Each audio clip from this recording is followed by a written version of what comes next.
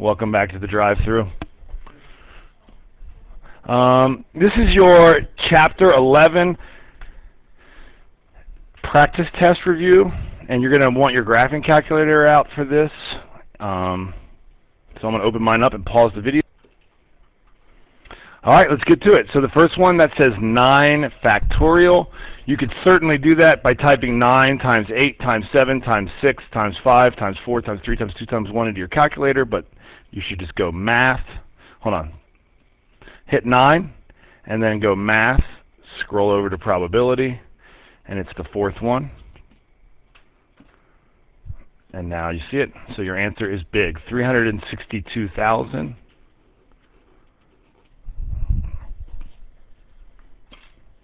$880.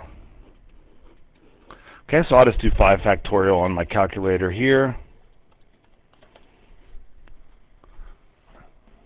And you get 120. Okay, for 9, choose 7. Again, you type in 9, math, scroll over to probability, you'll see it right here. So we're going to hit 3, and then we're going to type in 7, enter, and it's 36.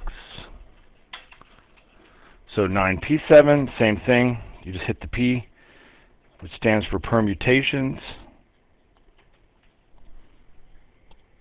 And notice how different those numbers are.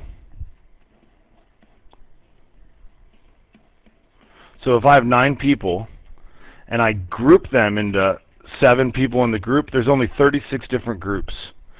But if I have 9 people and I want to figure out how many different ways I can order those people, so first, second, third, fourth, fifth, sixth, seventh, you got 181,000 different combinations. So that right there kind of shows you the interesting part of this chapter. All right, number 5 reviews the counting principles. An outfit consists of 3 things. You've got a bottom, you have a top, and you have shoes. It looks like we have 20 different pairs of pants, so 20 different bottoms. We have 25 different tops. We have 10 pairs of shoes. So then the counting principle says all you do is multiply those things. Thank you, Marty. You need a pass? Yeah. Okay. So you get 5,000 outfits.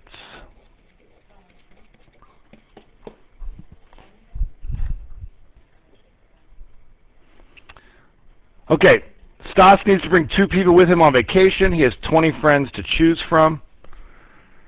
So in this problem, the order that you are selected does not matter. You either get selected to go on vacation or you don't. And that is a grouping. So this is 20, choose 2.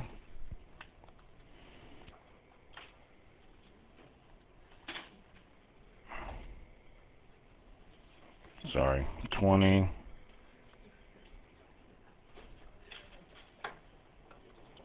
And you get 190.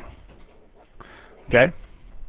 Now, the answer key is posted, and I don't want this video to be super long, so the rest of the video, I'm just going to set up the math, and you guys can check to see whether you put it in your calculator right on the answer document. So, Amber has 11 songs that she wants on her playlist.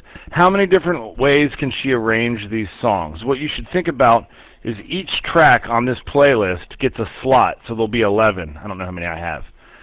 At first, she has 11 different options to choose from for her first track. She definitely wants to pick a hot track. Marty, what do you think that first track on the playlist should be? Like a song? Yes, Marty. Yeah. Oh. Anybody have a suggestion? All right. So she has 11 choices for that one. Now, she's already picked a song. So she only has 10 options left for the second one. And then 9 and 8, and you can see that this is 11 factorial. So that's how you figure that one out. Okay? There are 8 athletes running a 400-meter race. Max is one of them. How many different ways can this race be finish first, second, and third? So in this, you're not just concerned with whether or not you finished in the top 3, but it'd be better for us to finish first than it would be to finish second. So in this one, the order matters. Okay? So this one is 8p permutate 3, because they are looking for placement. That's how I've taught you guys to remember that. So if placement in order matters, it's p. If you're just grouping them, if it doesn't matter whether you get picked first or second, then those are your C. That's the hardest concept on this test, probably. All right, most of these are pretty straightforward. I think we got 100 blocks there. So you got 30 green blocks, so this is 30 out of 100, which you could write as 30%, or 0.3. They're all good answers. So if the probability that it is green is 30%, then the probability that it is not green must be 70%. Sure, you could add up the other ones, but it's either green or not green. Okay? Or tells us to add. So how many blue ones do we have? We have 10. How many yellow ones do we have? We have 20. We have 100 total blocks, so the probability is 30 out of 100. And finally, number 12. Again, you could add the yellow ones to the not yellow ones, but the probability that you select a block and it's yellow or not yellow is 100%.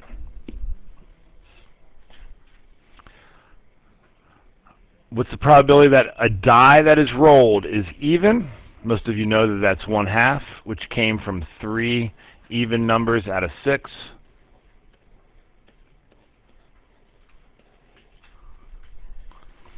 What's the probability that it is even or a multiple of 3? Okay, so this or is a little different here. How many even ones are there? There's 1, 2, 3. How many multiples of 3 are there? There's 1, 2. However, you don't want to count the 6 twice. So if you want to use the math here, it would be 3/6 plus 2/6 minus 1/6. It's the probability of even plus the probability of a multiple of 3 minus the probability of even and multiple of 3. But the easiest way to do it is just to say, okay, how many of these things are even or multiples of 3? There's 4 out of the 6 numbers. How many of these are less than 3 or prime? So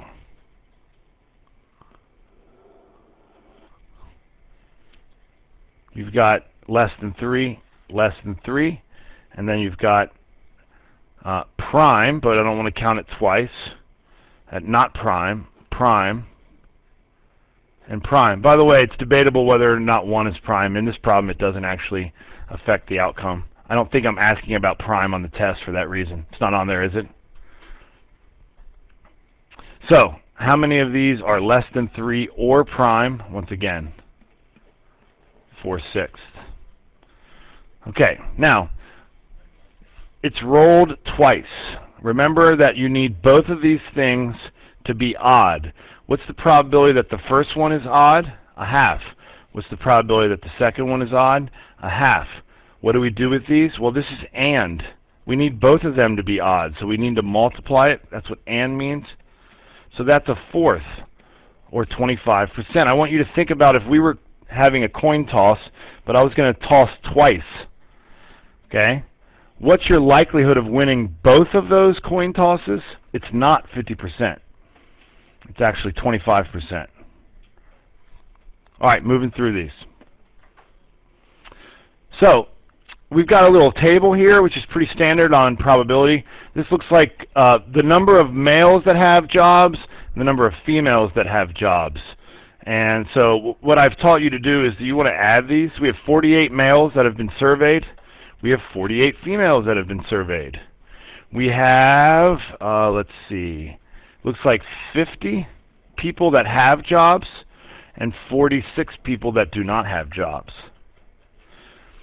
Remember that this line is dependent probability. So what's the probability that someone has a job given that they are male? Well, you put the males on the bottom of the denominator. How many of the males, I'm sorry, you put the males, that should be 48. You put the total amount of males on the, how many of those males have jobs? 22.